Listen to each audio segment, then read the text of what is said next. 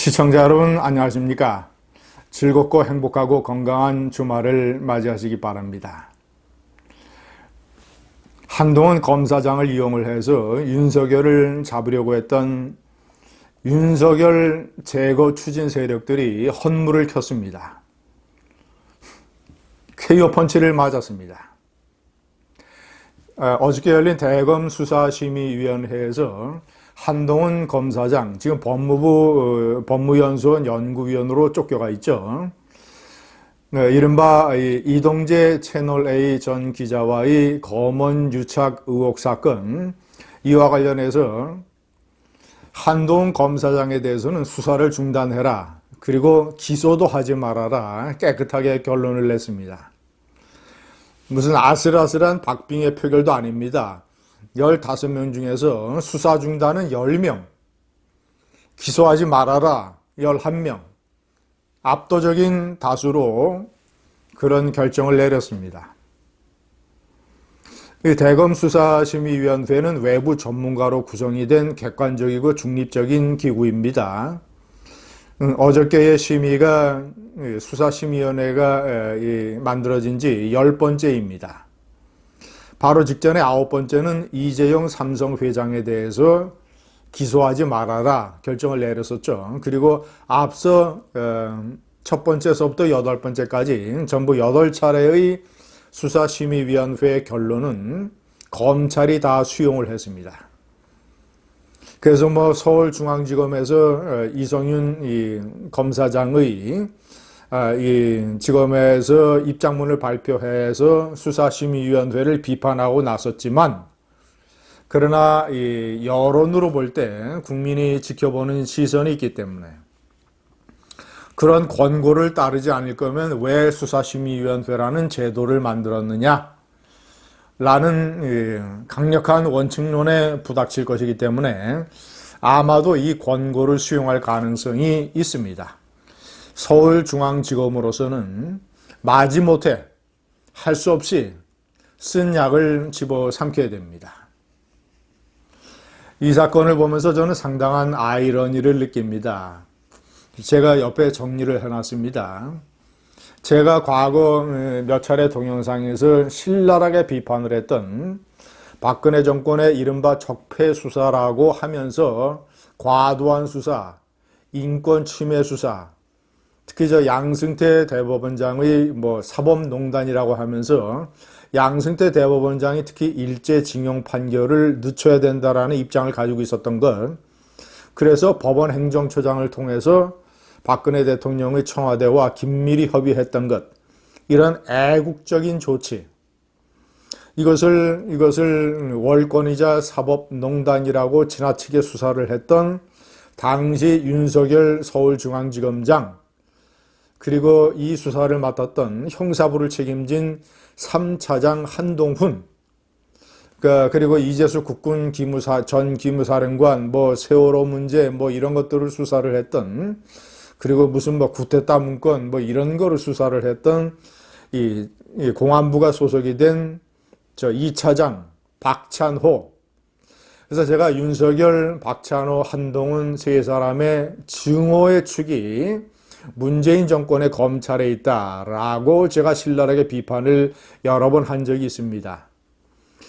그런데 세월이 지나고, 그리고 윤석열의 검찰총장이 지휘하는 윤석열의 검찰이 이 문재인 정권의 신적폐를 신랄하게 가혹하게 수사를 하면서, 아주 엄정하게 수사를 하면서, 특히 조국 사태, 조국 사건, 이 증오의 측이 우파의 많은 이 지지자들에게 저항의 축, 이른바 정의의 축, 저항의 축으로 변모를 했다는 사실, 저는 이런 데서 참으로 역사적인 아이러니를 느낍니다. 이 세상을 살아나가는 데는 어쨌거나 항상 중심을 잡는 게 중요하구나. 정권의 어떤 것이든 시시비비를 제대로 가리는 것이 중요하구나. 만약에 그런 입장을 취한다면 과거에 일부 잘못한 것도 용서받을 수 있다.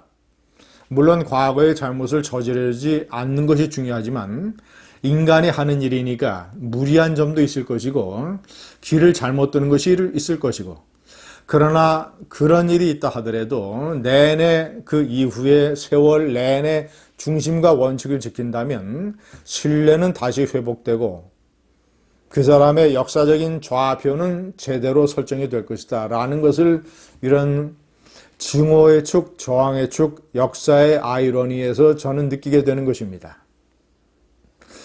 특히 제가 이 윤석열, 박찬호, 한동훈 증오의 축과 관련해서 윤석열 총장에 대해서는 제가 여러 차례 동영상 칼럼을 내보내드렸습니다.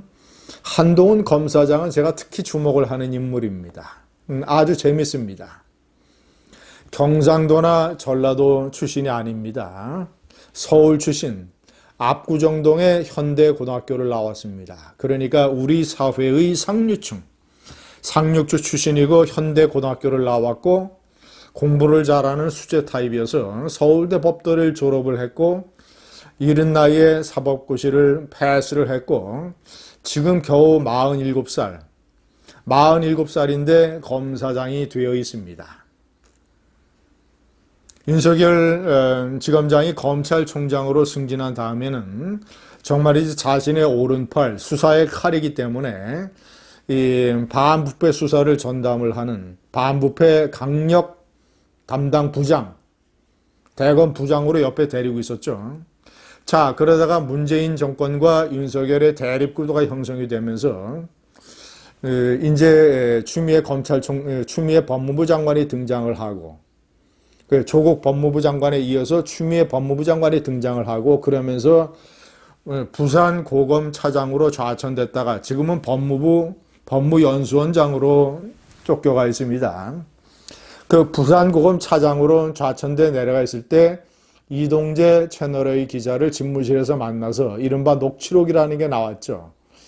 그러나 공모라고 절대 볼 수 없는 그런 건 해볼 만하지. 그런 거 하다가 한두 개 걸리면 되지.